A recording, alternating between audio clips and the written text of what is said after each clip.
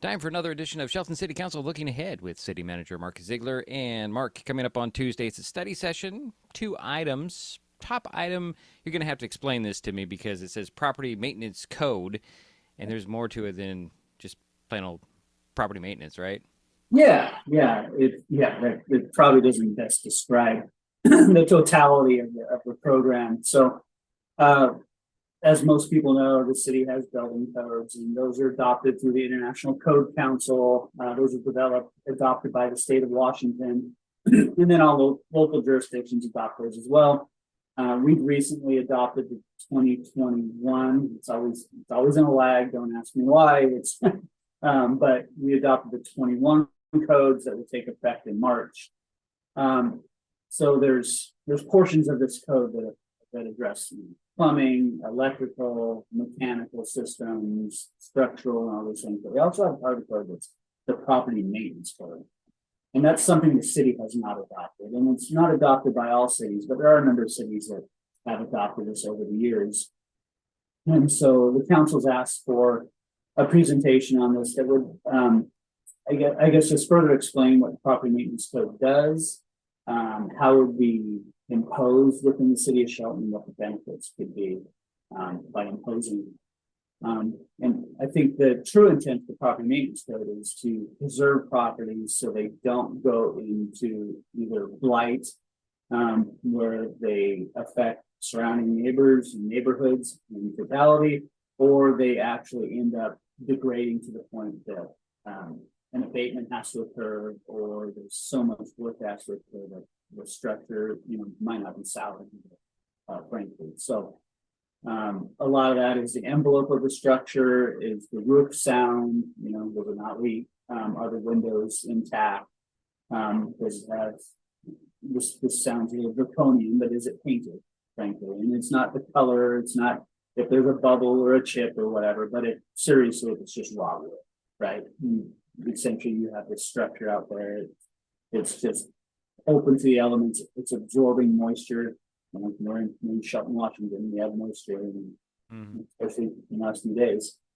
Is it absorbing that moisture? Is it degrading to the point where it's going to cost so much to rehab the structure that we're not getting that investment back into that? Somebody's not able to. So the intent is that it's a communicative piece. It's assistance with our residents to explain what how this code works, and then much like our existing code enforcement nuisance code, we work towards voluntary compliance. I mean, we work with the property owners. I think most of our local property owners, particularly ones that we deal with on a regular basis, understand that. We have some absentee property owners that don't live here, don't manage their properties correctly, and this gives us another tool to, I think, seek their assistance, get their attention, and make sure that our neighborhoods, our properties are in good condition. We keep the housing stock, frankly. More houses that fall into disrepair and aren't inhabitable, do just that to the community. They're not inhabitable and they're not available to house our residents here in the city of Shelton. And therefore, it limits the ability to find affordable housing for individuals at the same time. So it's a long conversation. There's no decisions obviously made at the study session. We really want feedback of the council, how they I guess interpret this code and see how we'd like to see it implemented. We obviously have some finite resources to be able to implement this, and it's not necessarily out who's in the streets looking for somebody that needs to paint their house. These are worst case scenarios by all means, but also it's a tool that is already built, if you will. It's available to us. We can adopt it in its entirety, do less work and kind of going through the process of developing our own property maintenance code. So I think that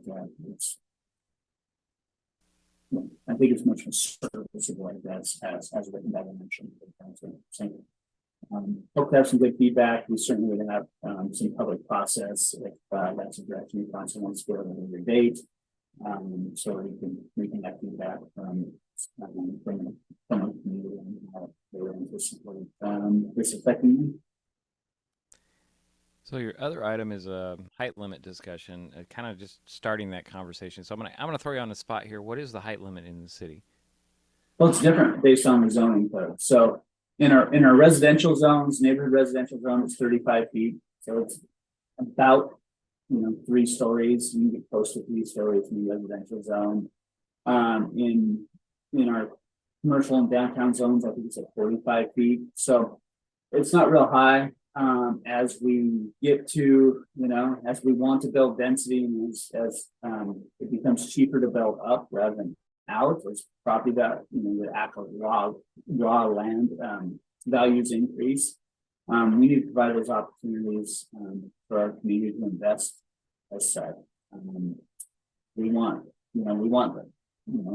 some point density is a value, especially in the downtown core. If you have people living there and they don't have to travel to your downtown core, it's a more vibrant, more productive area for your business community. So we want to look at that and how that can benefit the economy, our property owners, as well as the housing stock there as well. So it's kind of again, this is the first touch on this. This will take some time to manipulate. We're starting our comprehensive plan update very, very soon. That's about a 1.5 year long process. So we'll probably have a lot more of these conversations within that comprehensive planning process. But with heights, you have to look at compatibility.